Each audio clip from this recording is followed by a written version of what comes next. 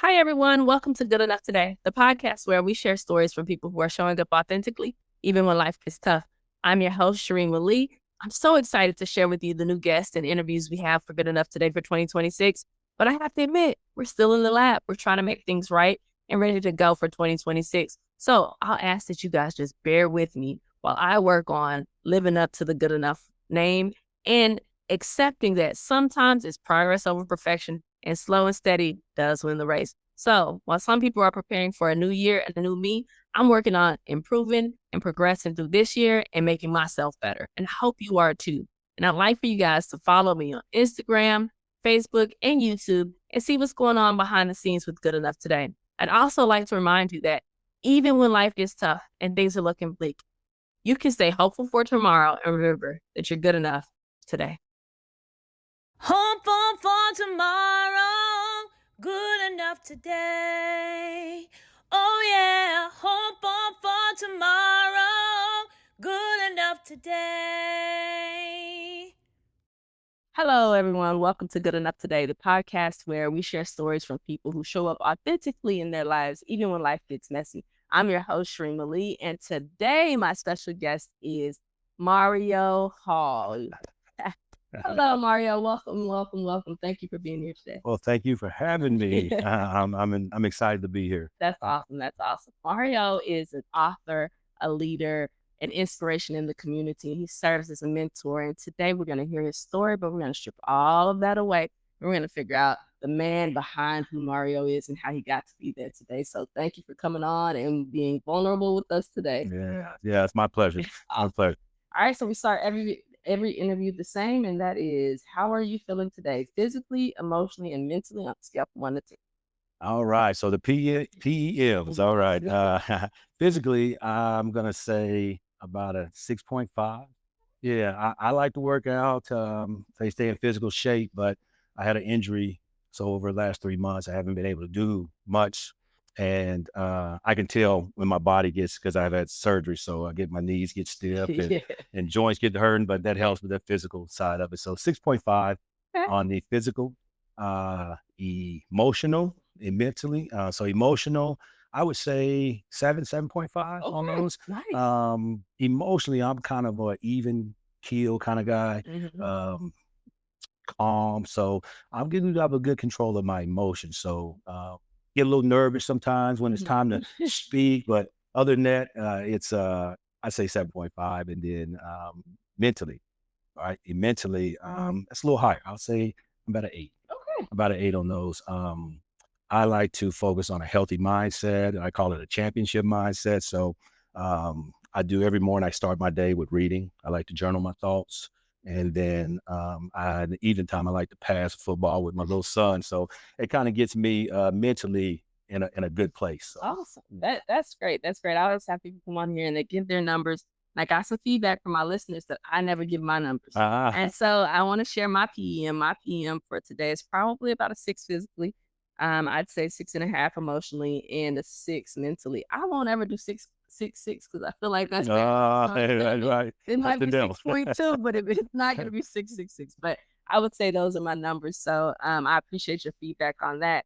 Now, you mentioned a couple of things here, and you have a book that's called Blessed by Change. Yes. Okay. And I want everybody to know that you have that book, and we're going to talk a little bit more about that. But I want to understand, what was your motivation for writing that book? Yeah, good question. Really, that story is authored by God. You know, He gave me the vision to do it, and He spoke to me and told me to write a book about my story. You know, and so originally, you know, I would tell you, in school I like math and science. Yeah. English, that wasn't my favorite subject. So when He gave it to me that way, I was like, "Are you kidding me? You go tell me to write a book?" You know, I didn't want to do it or anything, but in my obedience and the story that He wanted me to tell, I started to write and journal my thoughts and came to a completion where the book came about. So it was thought, like I said, authored by God, and He wanted me to tell and share His story. Pretty much. That's awesome. So you mentioned about the obedience, right? And I am going to get into the story, so don't worry. I'm going to get into the story, but I want to talk about How difficult was it for you to be obedient in that space? Well, yeah, coming from where I came from, I didn't grow up in a church, so I didn't have a traditional upbringing in Christ, you know. So I knew of God, and had my grandmama and family members went, and but I just in my household we wasn't, you know, going on a consistent basis or anything like that. So I didn't know his principles, and so when obedience for me was really tough because I didn't know what it looked like, you know.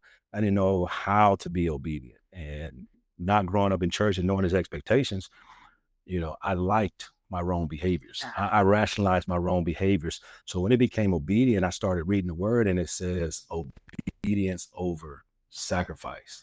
You know, I had to really dive into that. What does that look like? And so to me, obedience became my hope, you know, and when I think about it, that's the focus.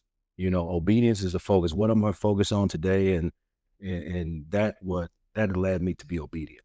And then the sacrifice was me giving up my old ways, old habits, you know, and that sacrifice, turning away my wicked ways, that became my foundation, you know, my faith and foundation. Those two things started to align, obedience and sacrifice, and the expression of love started to come out. And so obedience for me was tough early on.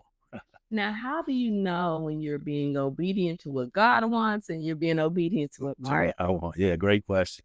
Great question. I know when I'm being obedient to what God wants is when I'm feeling good about it. You know what I mean?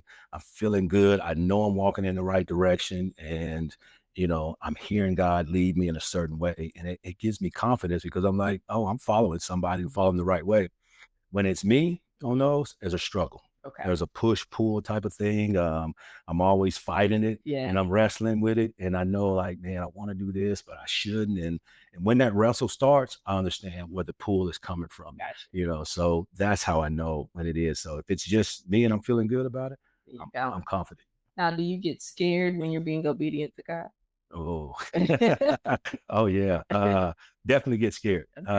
Get scared. It's a joy in it, but it's like I just say my friends, especially, they tell me, you know, kudos to you. Like, man, you've been delivered. I used to be a certain way, and now that I'm not, the fear is, you know, will I go backwards? You know, will I slip up? You know, there's a lot of fear that comes with being obedient, but I like this acronym. It's called FAIL. First attempt at learning. So once I learned once I learned that acronym and I start walking that, I didn't get too high on myself. You know, I allowed myself to make mistakes. Allowed myself to, you know, learn a lesson from so-called losses, or if I did slide, I learned, like, what can I learn from this? So fear's definitely there, you know, to overcome it. You know, don't get too high on yourself. You know, we all make mistakes. That's really interesting. I think that I hear fear and I'm like, yeah, I'm going straight ahead. But there's still times where it's like, oh, okay. I gotta muscle through this one because I don't want to. I don't want to do it. This is not comfortable for me, but I'm gonna keep pushing through. So I think it's interesting to hear how other people deal with their fear. Now, let's talk a little bit about your story. Where are you from? Originally, I was born in a small town called Greenwood, Mississippi. It's in the Delta of Mississippi, and I was young there, so I'd probably moved from there like 6. My father was in the military, and so we moved around a lot of different places, and so I was able to, I always call it, never met a stranger. You know, I was able to go into a lot of places, meet new friends, and so we moved around, and we settled in middle school and high school years in a town called Columbia, Missouri, and so where I started, you know, meeting a lot more friends and playing sports and everything, and that's why I would tell you that's where my downward spiral started to happen. Rationalize my wrong behavior. I started a lot of things, and you know, peer pressure, social, you know, with social outings and stuff. So I was a high school football star, and so I had a lot of influences coming my way. So I mean, I talk about it all the time, is that drinking, smoking, and all that stuff was early on for me. So my story started right there, to where I tell about in my book that, you know, things started to happen that was like, man, how did I get here? Yeah. You know, how did I get to this point in my life? And this was before I even went to college. I ended up going to college at Mississippi State, where I met my wife, Delonda. We've been together now for 26 years, married 21. Wow. Who knows? Congratulations. Yeah. So we just celebrated our 21st anniversary in July. And we have 2 kids. We have 3 grandchildren. And so we got our own little family. And so that's where my basis of my story started. I think I have a salvation story and I have a call story. Okay. So that was the basis of it. All right. So let's talk about, because I think it's interesting that, we have these transitions in life, right? And we look back and we're like, that's the person I was and this is the person I am now.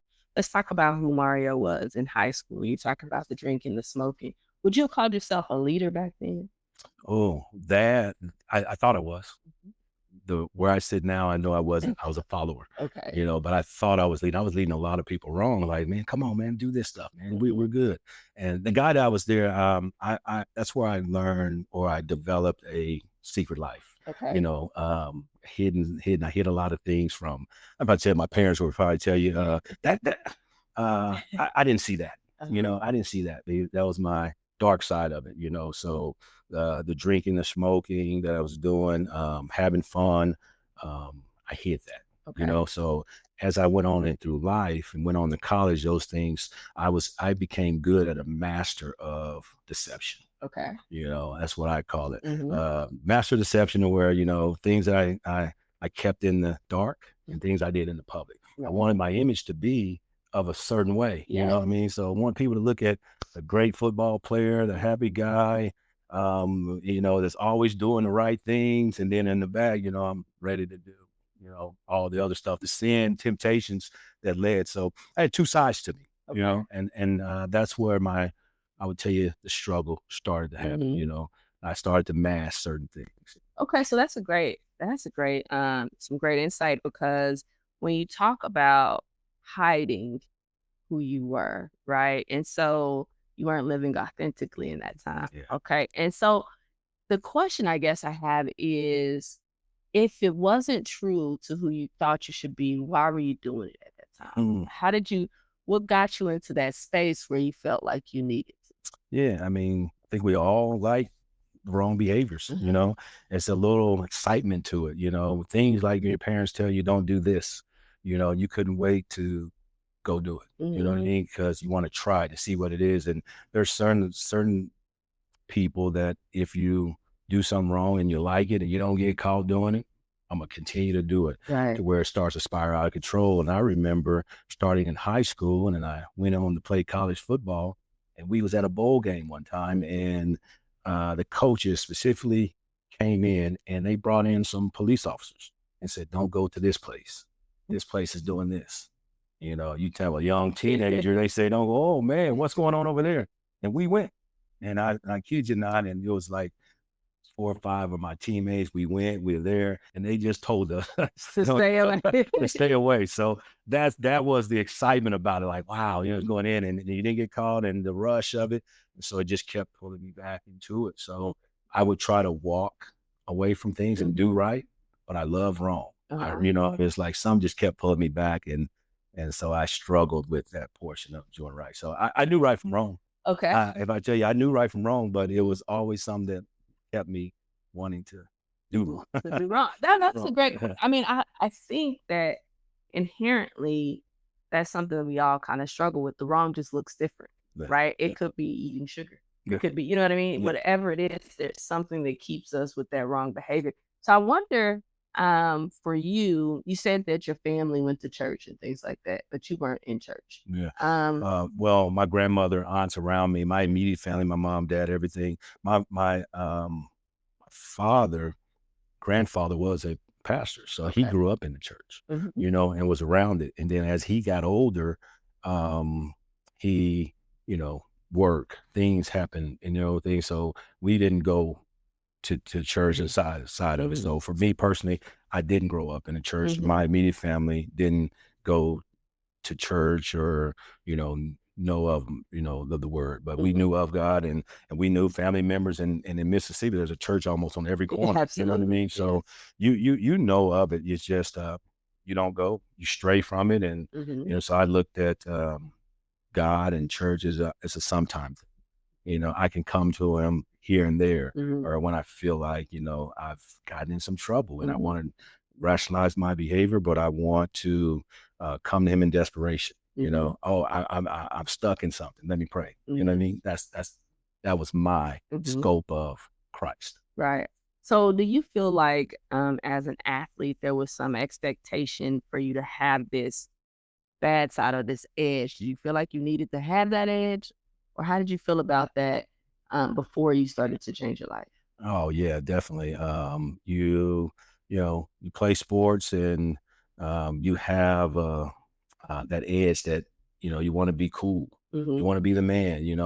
For me, I like to stand out, center of attention. And in that image is everything. When we're projecting that image among people, and that's also allows you to have the relationships, with others and with women and different things. So the party atmosphere, all of that, when you go in it, you have this image of, I want to be the man. People want to be so-called leader, and so those images and things that you put out there is how they receive you. And so usually that's where, saying just having a bunch of people around you, and that's all that I was looking for then. Being an athlete is how many people that I can have around me and influence and good or bad, you know? Okay. So did you feel like you were accepting of who you were at that time, or that people were accepting of who you were at that time? Yeah.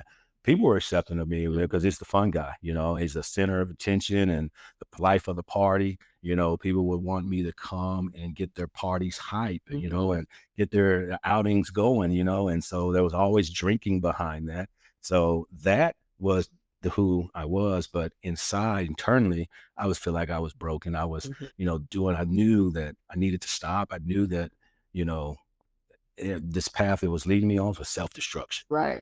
I knew all that, but I just kept going and going. But so people saw what looked like a well put together individual who was fun, outgoing, everything, but inside I was kind of broken. You know what I mean? I think that's interesting because when you're broken inside, it has to go somewhere. That energy goes into something. And for a lot of people, it is drugs or drinking or sex or something, right? It goes into, or all of the above plus something, right? And so what did you do though when you were broken? How would you pull yourself out of it? Did you have people to talk to? What that looked like? Yeah, I don't think I had anybody to talk to. I was all by myself, even though I had all these friends.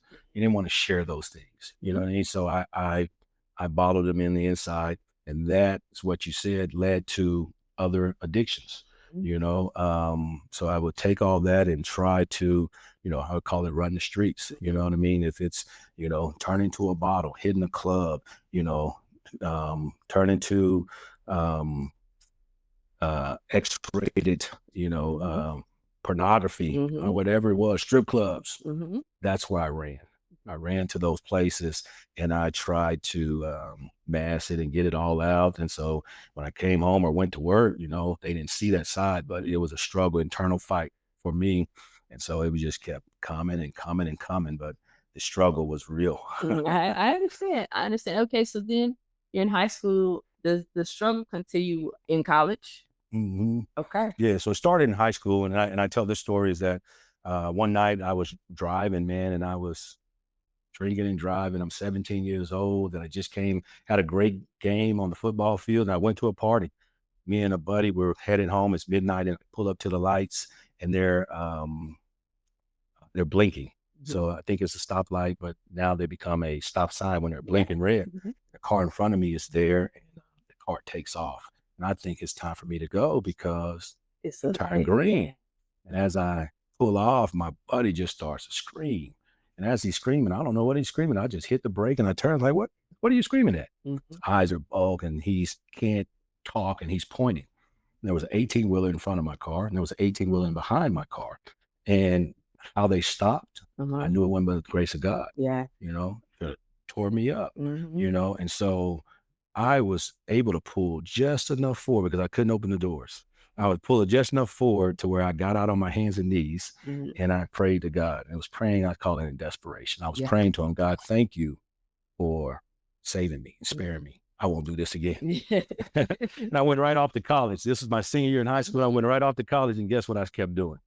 I kept doing the same thing, because I didn't have a relationship with him. Mm-hmm. I didn't know his principles, his expectations, but I knew this was him. Right. And so that's what I tell in my book, of those kind of stories, to where I struggle with internally with faith, and God spared me. And I have multiple stories that started to come about. And I think that's why he was telling me, share my story, write this book, because he was walking with me the whole time. But I guess I was running. I didn't know his expectations.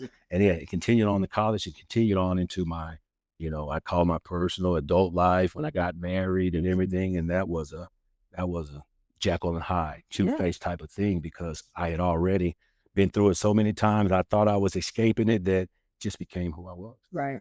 Now, this is so interesting, because I feel like this is something that a lot of people go through, right? That you are fighting your inner demons. You don't know what those demons really are, but you know that they're haunting you, and you're running and doing these things. So you become like, you need an outlet of some sort, right? And so even through college, you're an athlete. First off, position did you? I was a tailback out of high school, and when I got to college, I played both receiver and tailback. Okay. I felt like if I didn't ask that question, people would be like, you're just not going to ask what position he played. Okay, so you're tailback and running back, taking all the beatings. Yes, yeah. And you are living this life of deception. What did that feel like for you internally? Internally, I was struggling with wanting to do the right thing, wanting to just leave it all, let it go, and walk in so-called upright, walking with excellence, and just, being the best version of myself. And it wasn't there. So I just continued to mask it. So I wanted to do right, from high school to college to what's name. And people will always tell you, oh man, he's living it up. He's living the dream, At that time, after high school, I'm married and got a great job, and, I'm making money, but I'm spending it all too. Yeah. So it looks good on paper, but it's going out the door. And so, I mean, I took pride in my appearance, right? Spending money that I didn't have on my clothes, my wardrobes, making sure my cars was good. And, I didn't understand the purpose of money. That was God's money, and allowing me to use it to my resource to help others. The tithing, I didn't understand none of that. You know what I mean? So all my money was my money. And I was just using it on myself, and stuff like that. So I want to ask you a couple of questions. One, I want to talk about your rock bottom. What made you change, right? And then I want to talk about your relationship, right, with your wife, and how you changing has impacted your relationship, and then how you have become the better version of yourself as you continue to work toward being the best version, and what that does for your relationship. So let's start with the rock bottom. What made you, tell me about what made Mario change? The rock bottom. I think everybody comes to that point when you hit rock bottom, and you know it, because there's nowhere else to go. You're fighting it, you're struggling. And when I hit my rock bottom, I was ready to run. I did not want to face it. I didn't want to face myself. I knew I'd been doing wrong. And so my rock bottom was my dark side was exposed. My wife had found out some things and brought it to the light, and she questioned me on those. And I'm like, no, I'm not going to deal with that. And at this time I was struggling with alcoholism. I was struggling with, doing the right things, everything. And so when she confronted me about what she expected, I'm in the streets, and when she confronted me, I was ready to run. So I said, I want a divorce. Yeah. I've been married 10 years at this point, and kind of hit her like a ton of bricks. And like I said, I've been living a double life. So she didn't know this was going on. So when she exposed, she's shocked. Right. And so when I filed for a divorce, and I was ready to move, we had told both our sides of the family we're moving on. And my dad, I called him. A lot of phone calls I was calling, they was consoling me. Man, come on home, man. It's okay, man. We're gonna help you through this. And I called my daddy, and he was listening to me just like anybody else. And he said, how does she feel? Of all the questions, I'm telling you about me. And you asked me, how does she feel? And it was the first time that it felt like somebody cared about somebody else. Okay. You know what I mean? Like I'm your son, but you asked me how my wife feels. And so it made me stop and think like, oh, I just tore her world apart, 10 years. And now I'm going to walk away because I don't want to face this, And so when that happened, my wife was a strong, steadfast. She'd been going to church all her life, and she was a member of the church. And she said, you know what, during this time, I want to try this church out. And I think because my dad had that conversation, I was more open to receiving her. And so I said, I want to go with you. And I'm like, she was like, ha, ha, ha. Yeah, dude, whatever, yeah, whatever. And so I followed her to church this Sunday. And mind you, I had already bought a ticket and I was leaving the following Thursday. Divorce was fine. I mean, it was almost final, but I was leaving. And I walked into this church and the pastor preached a sermon called, "Are You Smarter Than Hell?" And I could have sworn that everything he was saying was like, man, yeah, throwing darts at me and everything. And I was like, oh man, how's this guy know my life? And I was still stuck because I had been to church a lot of times with my wife over the years, but I had never joined the church. I was never a member. At this time, I'm 33 years old, and I've never joined the church. And when I go to her that day and he preached that sermon, "Are You Smarter Than Hell?" That's the first time I thought I ever heard God's voice. It was an inner prompting, and I'm sitting in the back of the church. He says the doors of the church are open, and all I heard was move. And I started stepping over people. I started here's I'm running, leaving my wife, getting divorced, and then God has a different plan. Right. Changes my course of direction. So I go and join the church.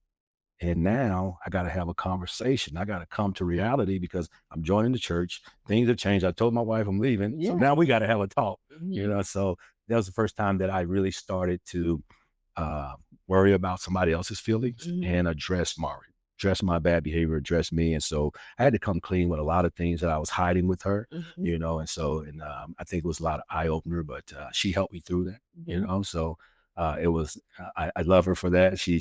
God used her as a vessel to bring me in my life to Christ on those. And so I thank her all the time for that and just being obedient. And she could have been, mad, upset, pissed off, why me? Yeah. But she listened to God's word and saved me. That was my salvation story of why. And that same day I heard God say to me, "Now write a book about your life." That was my rock bottom. At my rock bottom, it brought me to salvation. Okay. Now, I have a few questions about that because you mentioned that it was the first time you really had started to think about someone other than yourself.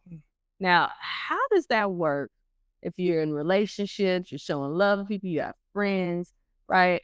How do you look at your relationships differently, platonic and your marriage and everything now that you are thinking of someone else? And then how did you navigate that space when you weren't? Well, when I was only thinking about myself, I would tell you, I wasn't a bad guy. I was a father. I was a stepfather at this time, so I was still leading the family and I was married. But I only cared about satisfying my own selfish desires. So I was loving inwardly. I wanted you to give me all of y'all love and listen and, and love on me and affection and console me, but I wasn't giving it outwardly.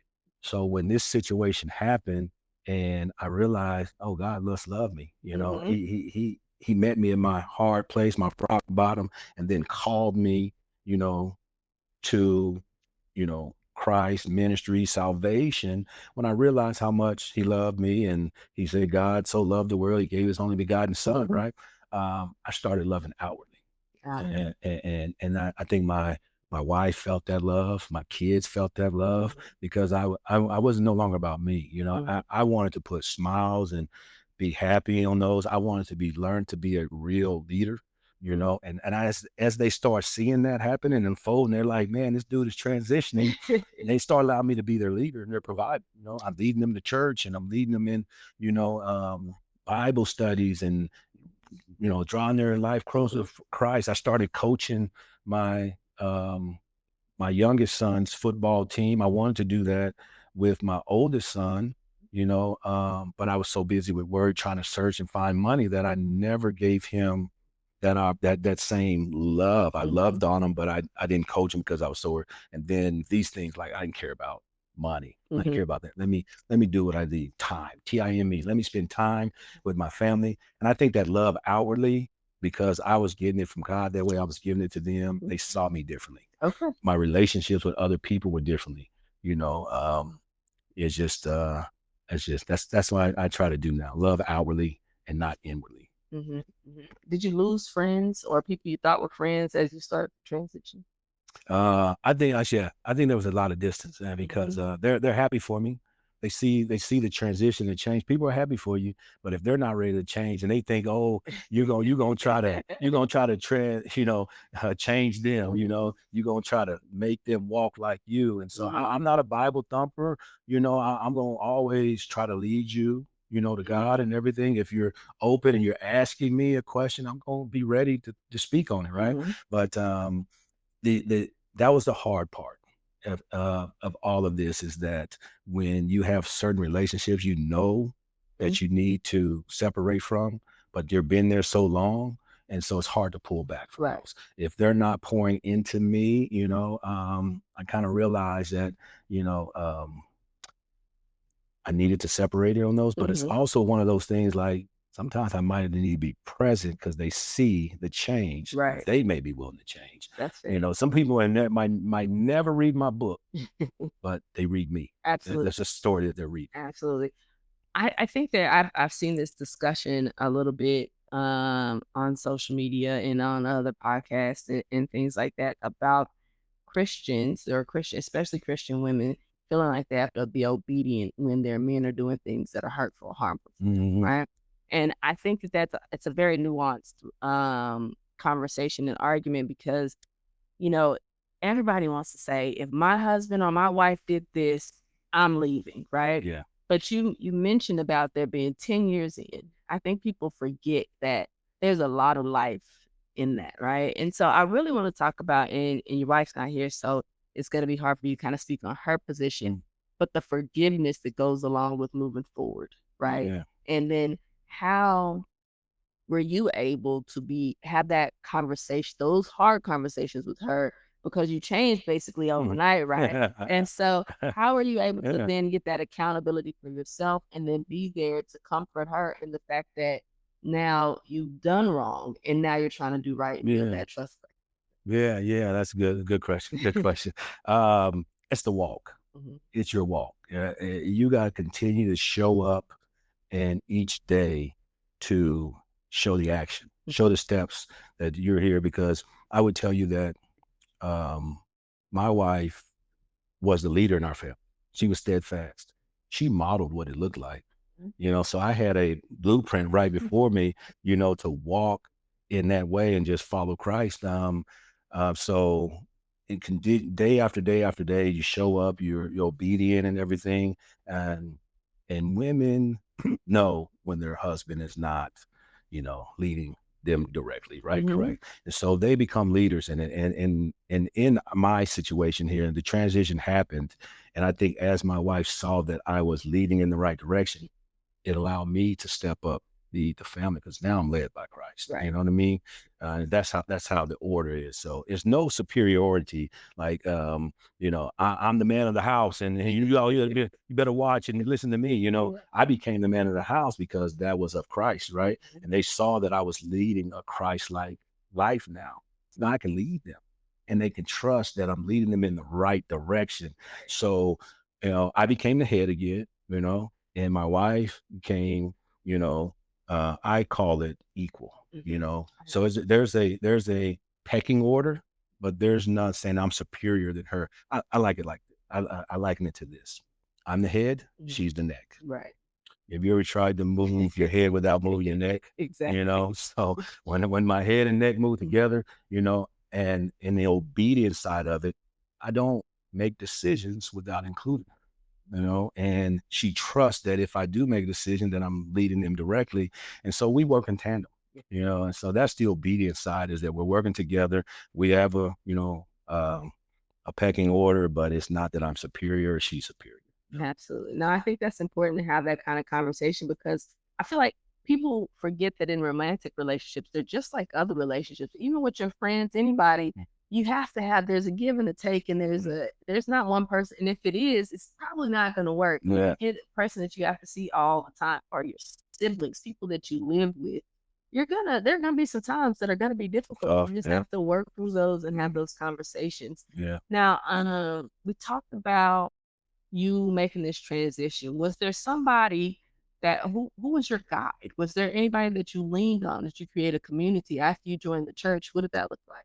Man, I'm thankful for my mentor, but he's also my pastor from a church. I go to Greater Mount Zion here in Austin, Texas, and he became that person for me who helped me, guided me, and was just there with a conversation. You know, in that moment, there was a lot of growth that I was going through, and he's always showed up just being there as a friend, you know, as a person you can lean on, ask questions. This is new for me, right? So it's a new navigation, and because he was my mentor and everything, I was able to ask the right questions. I was able to, you know, when I got stuck in the word or something, you know, hey, explain this to me. You know, what does this look like? You know, and so now I'm watching my wife and I'm watching him and how they model it, and I'm just walking in their paths. You know, it's like, why reinvent the wheel when it's they already have the blueprint. They got the blueprint, you know. And so there was two people that I looked at, was my wife and my pastor, who was my mentor, and so that helped me, you know, guide it. But even in that walk, it was still a struggle because it took me 10 years to write my book, you know, because salvation, I heard it, I started walking in it, and I'm walking with God. I turned away from my wicked ways and sin and temptation, but then another form started, self-doubt started to creep in there. You know, I like I said, I've been a confident person all my life, you know, played ball, being a leader, and, you know, and just in my eyes was just confident in what I was doing. I'm like, now where's this doubt come from? Like, I started saying like, no, God didn't want me to write this book. I didn't hear that right. You know, and that was the enemy. He'll find some way to quick it. Like I say that his games don't change. There's new participants. You know what I mean? No, So the new participants come. Yeah, his ways don't change. It's I'm a new participant in this, so he had to come into me in a different way. You know, I didn't lack confidence, but then all of a sudden, when I'm new into this Christian walk, and I'm hearing God say, write a book, and now it's a doubt. So for 10 years, I would put a pencil, I would write something, I would pick it up, I would put it down. And then after about 2 years, I'm like, man, it's too long. Nobody want to hear from this. And I would slide it all the way out, you know? And so it took me 10 years until the culmination. I had another breaking point that, to get me over the hump, you know. But so that the doubt, I had asked for all the forgiveness of all my ways with my friends, my wife, and they had forgiven me, and I'm walking good. And then, where's this doubt coming? Right. You know. Right. Okay, so you said you shouldn't have mentioned that second breaking point. Now we got to talk about it. So what was the next breaking point? Because I feel like, you know, we see the end result and we're like, yeah, you wrote a book, you must be special. I think that sometimes we discount the journey in that, right? What does that look like? Because I heard people say, well, I don't know how you do it. Like, I just put one foot in front of the other and keep on trying to do it. And so what was that second breaking point for you? Yeah. It was the self-doubt started to check in. Self-esteem started to go down because church hurt started to set in because I wasn't, in my eyes, living up to what I heard. You know, I thought God was trying to be perfect again, you know. I thought God had already spoken to me, given this vision. Why can't I complete this?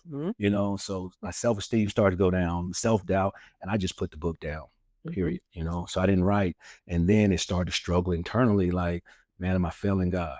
Am I failing my purpose? Like, I know my purpose, but I'm not walking in it. And so when that started to happen, you know, I just stopped writing. And then the second turning point was, I got to a point, and I'll keep this long story. I shared this story about keep it short, is that I'm now not focused on Christ as much, but I'm back into work. I want to make all the money, and I'm diving into work. And I just had a great day at work. Sold 4 cars. I'm a car salesman by trade, and I sold 4 cars. And I had a story that come in. A lady came in and bought her last car of the day, and we had a great moment. So I'm go home and I'm telling my wife about this awesome day. And as I'm telling her, I just felt my body start to shift.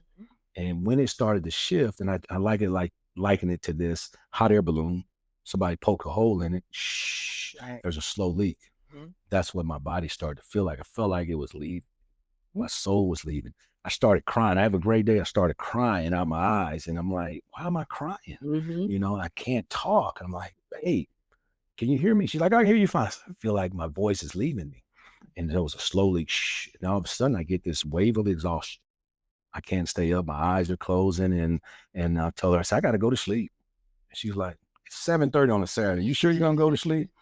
And I was like, I got to go. And so I live on my bedroom's on the first floor. So I got up and walked from my couch to my bedroom, like 5 feet, 10 feet, you know? And all I remember is I hit my pillow and I started to dream, and that dream went black. That's all I remember. Well, I guess next morning, 12:30 Sunday morning, I wake up and I feel refreshed. My joints don't feel as stiff anymore. And I feel refreshed, and my wife is staring at me. She's looking at me. I was like, whoa, what are you staring at? And she's like, no, are you okay? I said, I'm perfectly fine. Like, I feel good. She's like, no, I've never seen anything like that. I said, like what? He said, you hit the pillow and you went to sleep in 30 seconds. And she said, look at you. So I looked down, I had all my work clothes on, and my shirt was drenched. My pillow was wet, and it's like I had been purified. And she said, I tried to touch you, you know, and you didn't wake up, you didn't move. And she said, it's like you was dead. I was like, huh? Never heard anything like that, you know? And she's like, yeah. She said, I couldn't move you. You didn't budge. She said, the only reason why I knew that you wasn't dead is she'd been putting her finger underneath my nose and she could feel me breathing. And so she just watched me. So when I jumped up, you know, I felt refreshed. I felt renewed, but I was thirsty and dehydrated. So I needed some water. So I started drinking bottles of water, and it felt great. It came out of my refrigerator. This water felt like it was the best water I ever had in my life. And it was like the Spirit of God was being poured inside. You know, that's the way it felt. And I had a strong urge to go to church. And this is 12:30 Sunday morning. They say Jesus rose one early morning, Sunday morning. So I jump up and I stay up until it's time to go to church. It's 9:45 in the morning. And I go to the church, and I walked in there at this time in my life because I'm struggling with self-doubt, self-esteem, church hurt. I'm down. I'm depressed. I call it bedside Baptist. I'm not actively going to church. I'm watching from TV, and a lot of time it's watching me. So I call him a bedside Baptist, but I have a strong urge to go back. So I go back into the church again. That you know, my salvation story happened. I go back in there, and that pastor gets up. And he says, I want to preach from you today from a sermon called, Are You Smarter Than Hell? So he preached the exact same sermon that I heard 10 years ago. And I'm like, wait, I know everything about this sermon. And I mean, it touched me, right? And I knew exactly. I said to myself, it's God calling. Is he calling me to ministry? Is this what it looks like? Right. Once again, I don't know. So I walked, I don't even tell my wife this. She goes and gets my son, and I walk to the pastor, and it's the same pastor. And I walked to him, and I said, I feel like I need to talk to you. I think God called me here to hear that sermon, and I want to answer this call. And he looked at me and he said, well, in that case, we need to talk. Because I was supposed to preach another sermon today, and God spoke to him and said, no, preach this one. Oh, wow. You know, so he said, you know what else? I said, what is that? He said, do you believe in divine choreography? I said, I don't even know what that is. I don't even know what that is. Explain that to me. So he said, when God is orchestrating all of this, he will bring it together. He will, you know, have a message and change things and align it right. He says, I've only preached this sermon twice in my life. I said, whoa, you mean to tell me I was there twice? You know? And so he said, let's talk. So mind you, I hadn't told my wife, this is what I'm doing. That's a big, huge thing. I'm accepting a call to ministry. And so I said, baby, let's go out to eat. I need to tell you what just happened. So she was like, cool. So I Googled a restaurant. It's downtown Austin. And we go into this restaurant. We're eating and we're having good. I'm telling her about what just happened. And this lady walks up to me. I've never met her before in my life. It's a white lady. And she taps me on the shoulder and she says, excuse me, sir. You look like you've been to church today. I said, well, yeah, I have. I'm dressed up. I have actually. She said, can you tell me about your sermon? And I said, I sure can. You know, I said, well, the sermon was boom, boom, boom, boom. Are you smarter than hell? And I said, I've heard it twice in my life and I felt like it was for me. And I said, man, I actually answered the call to this sermon today. And so I'm telling her about it. She said, that's awesome. She said, you know what today is? And I was like, no. She said, well, in your new beginning, God's favorite number is 8. And so I took the liberty, sir, to write this down for you. And she hands me a piece of paper, and I put this in my book because I'm like, nobody's gonna read this, right? Yes, absolutely. She hands me a piece of paper, and on it she had written 2 Corinthians 5:17. And that's the verse that says, therefore, if anyone in Christ, the old is gone, the new is here. So the lady was kind of telling me the night before the old Mario died, the new Mario came about. And that's when I heard God tell me again, now do what I told you 10 years ago. Yes. Finish that book. Yeah. And so that was the culmination of me starting. This happened in August of 2023. And I started just rewriting. So my book was called The Unfaithful Mind, The Right Way to Do Wrong. Okay. That was my book title. That was all about Mario. And God was saying, no, I need you to write a book that shows what I did to you, how I shifted you, how I changed you, how I got you to this point. And if I authored it, listen. So I changed the title called Blessed by Change, My Journey to Redemption. And I started rewriting my book. And as I started being obedient rewriting, I was able to finish it. And I finished that and launched it in Black Friday of 2024. That's awesome. That's awesome. And I think that it's interesting because there's always this, even with doing this podcast, right? I'm not a podcast. I don't know anything about video. You saw me mess with this video. I'm over here fighting with the cameras. I don't know anything about this, but sometimes you feel a call to do it. And throughout the time, you're like, I'm not the person that's supposed to be doing it. It's like, am I supposed to be doing that? But there are always these things or these people who will say, no.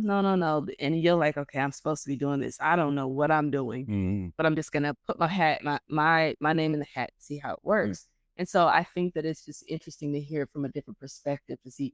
Now, I am interested in, what did your wife feel about your call? How did she feel? Because I feel like I'd be like, what? Yeah. Listen, this is a whole new thing, right? You want to be a supportive wife, but how does that work? Oh, wow. Yeah. Let me say this to you. You just said something and it brought something to me, is that you felt called to do the podcast. And I'm sure, just like anything else in my call here, there was a inner struggle beforehand. Should I do it? Should I not? There was a tug of war. And you being obedient, you said, I'm going to let faith happen. I'm going to just walk in it, and you become successful. I'm a subscriber. I'm a subscriber. And you're very good at what you do because you make it comfortable, to just come and talk. And so you're walking in your purpose and your calling. I can tell you that right now, just by your demeanor and how you're doing all this. To answer your question, since she was been steadfast and she was a believer, in her life had started, early on as a child, early, what do you call it? A mother at an early age. So she had witnessed God help her through, at an early age. And so she had walked in a steadfast. She didn't probably think that I would be answering a call or walking in this. So it was new, because now I go from barely going to church to walking with God to stopping. Now I'm all in. Yeah. And I'm answering a call, and I ain't even consulted with her. You know what I mean? So it's like when she witnessed that and she thought it, I thank God for her, because he had already prepared her for this journey, this walk, and for when her husband was transitioned. So what she had been praying for, I realized it was for me to change. So God answered her prayers. Yeah. And so since God answered her prayers, she's watching it and she's looking like, wow, God, you really are who you say you are. I've been praying for this moment, and here it is. I'm walking in it. So she supports me. She pushes me to do better. She just says, keep walking, keep striving. And I give her confidence sometimes in her hope. Right. And her strength. She draws strength from me, and I draw strength from her. So I like I said, it's hard to answer that for her, but if I'm just speaking on her behalf and what I see from her smile, from her look and all that gives me hope. Yeah. And part of that is I can dwell on my destiny, leaving a legacy, and not on my past. Absolutely. You know what I mean? Yeah, for sure. And just for the record, I think your wife is just so everybody knows that she's awesome. Yeah, I think she's a pretty amazing person. So now you are renewed here. You got your book out. What is giving joy right now? Oh man, like I said, joy for me, I'm simple. I'm a simple man, simple at heart, and it's the little things. Little things speak louder to me than anything. And the joy comes seeing my family. When like I said, if I see them smiling, I see them in good moods, and they're giving me the gratitude and allow me to lead and provide, that gives me joy. I draw my strength from that. Just being able to be a better man for them, and just leading them. And I like to call it like teaching them what a championship mindset looks like. That gives me joy because on the field, I was a champion. I won at many levels, and I took those principles and took them into life. And I take faith and hope and those principles and put them together, and it becomes a championship mindset. How do we win in life?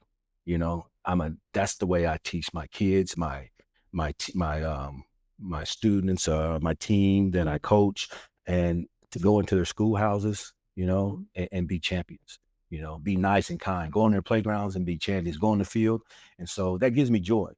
That the simple things of the all those characteristics, the things that I learned playing ball, and those life lessons that I had and struggles, I can turn around and give it to them now, and that's love. That's an action. You know what I mean? Absolutely. No, that's amazing.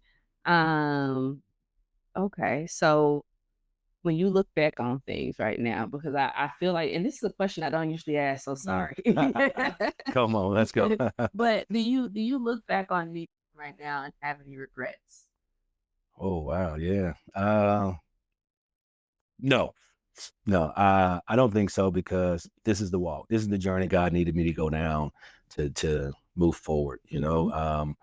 If anything, maybe not coming to him earlier, there was a lot of times that I just probably wasn't as open. I went and sat in church. I heard great messages, you know, and it just didn't affect me and move me, but I don't think I was open. So if any regrets, I just wish my mind and hearts would have been open sooner. But I think this was the walk. This was the journey, and all of those things refined me and prepared me to be able to accept it and walk in my purpose, and if I didn't go through those things, I would have been too scared, too weak to do it. And now where I'm at now, I'm so locked in, that there's nothing I won't do or try right now. You know what I mean? No, and I think that I thought that might be how you answered that question, but I wanted to ask because I didn't want to assume, but also I feel like sometimes, we get so stuck in what we're doing bad and poorly and how things are going. And as we start to change, we feel some shame, right? But I think that there's always that walk, and that walk, your yesterday doesn't have to be what your today is, right? And it doesn't have to define who you will be either. And so I think it's important for people to understand that even though there were some things that you might not be proud of in your past, those have shaped you into this now, and it's giving you a unique perspective to be able to reach people that you might not have been able to reach otherwise.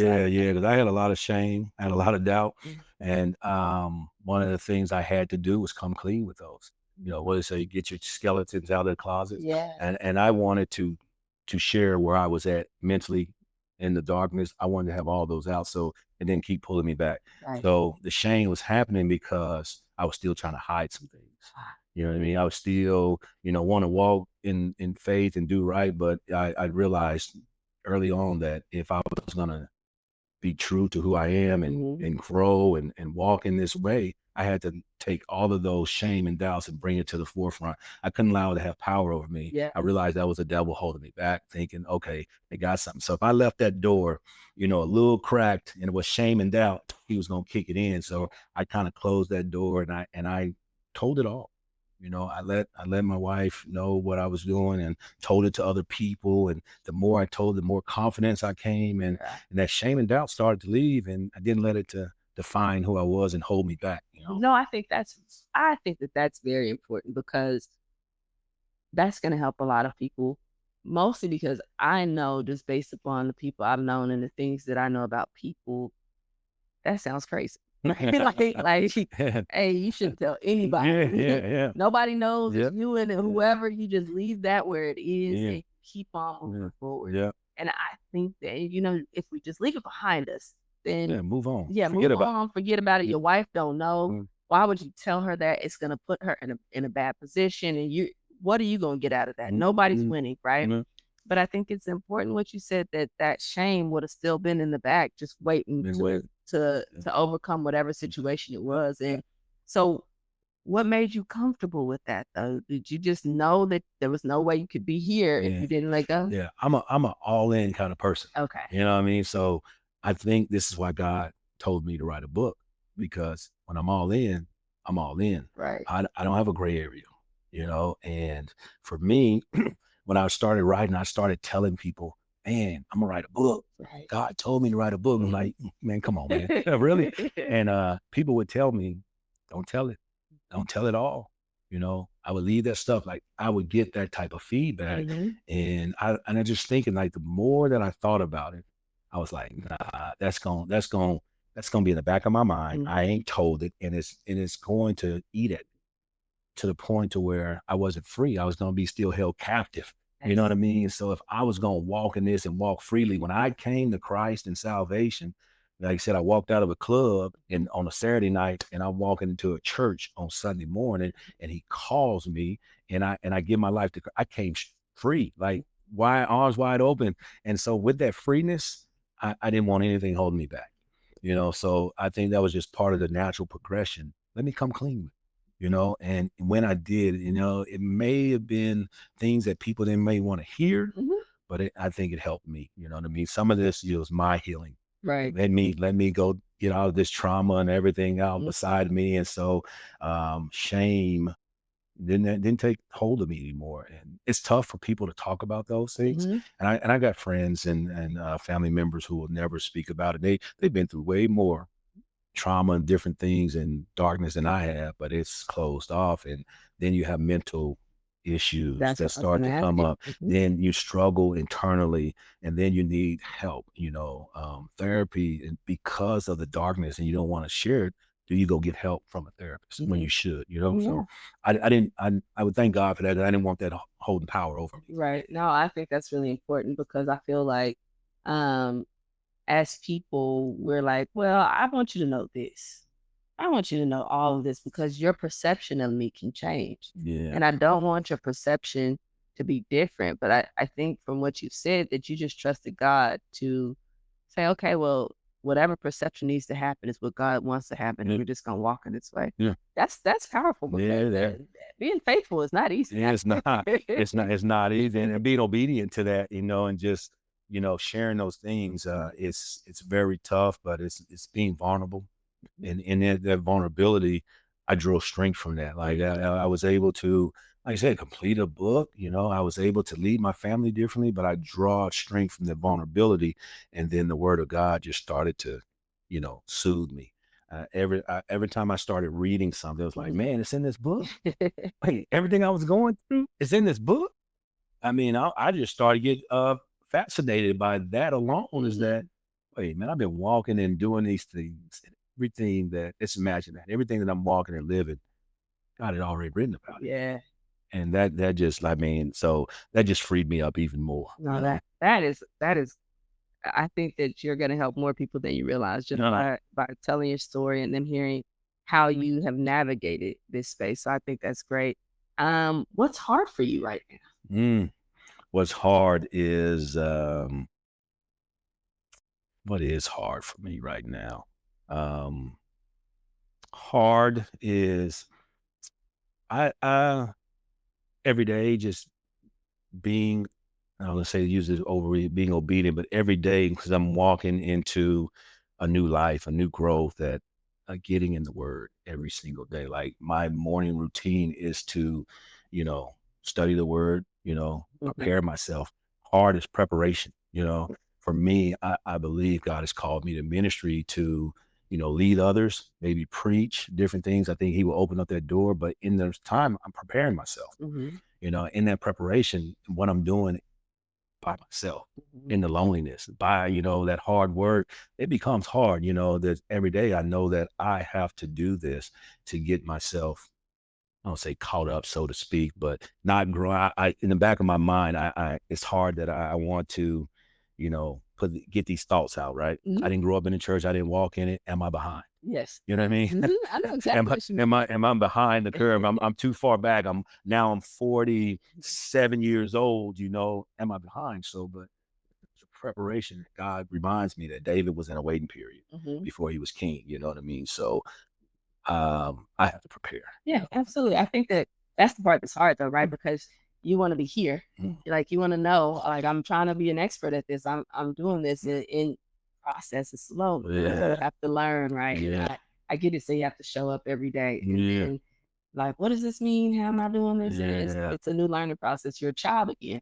Yeah. Starting over. Yeah, it's an interesting journey. So, what would you tell someone who is at their breaking point right now? Are they're going down that slippery slope of doing the wrong things? What would you tell them to give them some hope? Yeah, I've been asked this question, and it's always like differently, but I just think what I would tell them is you can come as you are. We always think that we got to be cleaned up, be dressed up, so to speak. Stop what I'm doing, you know. And if you are struggling, you know, give God a try, you know. Come in and help so he can help you with whatever you're going through in life. Don't worry about, you know, your past and your mistakes and things that you've been going through. You know, he will assist you. You know, don't try to be perfect. Right. You know, that's the thing. You try to be perfect first, right? Yeah. Perfection is only in Christ, you know? And so that's how I looked at it, you know. Excuse me. Not being perfect will allow you to come down, so to speak, and not, you know, think that I'm being a hypocrite. You know, you know, I've done all these things. I can't come to Christ yet. I might be still involved in it, but he accepts you as you are, you know, and so that's good enough, right? That's actually my next question. That's good enough, right? Yeah, so I think that you already answered it, but now what does good enough mean to you? What is that? If you're good enough today, what's that mean? Yeah, if you're good enough today, just show up as you are, you know, you give people your time. I think when you know, show up as you are, you know, you can love on others and you can be happy for them in their space because I'm okay with who I am. When we show up and I'm thinking, oh, I need to be better than who I am, it's hard for me to be happy for you because I think I'm deserving of it. You know, it's hard when something happens to you bad. It's hard for me to mourn with you if I think you deserve it. Right. You know, so for me, just show up as you are, be there for people as their support and love on them. You know, that's good enough. You know, that's the way I look at it. I told you I'm a simple person, simple man, and so I try to love outwardly, show it in action, and just be there authentically who I am. And I hope that's good enough. No, I think that simplicity is sometimes more powerful than all the other things that make things complex. So I think that will again help and be powerful for a lot of different people. How can people connect? You can connect with me on social media. I don't know if I show my book out there, you know, on there. So social media, Blessed by Change, TikTok, Instagram and Facebook. I'm on there. Also my email is blessed by change. No, my website is blessedbychange.com on there. So you can reach me on there if you need anything speaking or just need a word or encouragement or anything. Follow me on social media. My book is on Amazon.com. I got it on paperback, hardback, Audible, ebook, you know, so I got all those. And I actually have two. So I have Blessed by Change, the Journeyman's Edition. I also have a workbook. You know, I'm going to eventually start, I call cohorts to where you can get the workbook. It'll walk you through my mindset. Chapter by chapter in the workbook, I tell you my mindset. Then I ask you questions to reflect on your journey, you know, to your own redemption. So if you are struggling or you struggle with faith, temptations, or anything that you know, may think or look at, like I might not want to go to the church just yet. But if you were to get my book and read it, the workbook goes hand in hand with it. It just walks you through my journey. Yeah, no, that's awesome. And I want everybody to understand. I think, you know, I said your wife was amazing, but I think you are too. I appreciate you coming. And I think that your story will be impactful for a lot of people. My guests are never the same, Yeah. and that's intentional, right? But I want people to understand that there are so many different walks of life, and we all come from these different journeys, but our processes kind of are similar. We're all just trying to do the best that we can, and we're just trying to make an impact in this world in some way, and also make other people understand that there's a community of people who are willing to help you and that you're important and that we want you to keep on going and to keep being hopeful. And so I think that's a great segue for us to thank you first for showing me today. I really appreciate it. But we want everybody to, one, go buy Mario's book, Blessed by Change. Get on Amazon, go follow him on social media, like, subscribe, and make sure you show him some love. But also, if you've been inspired by his story, give him some feedback there as well.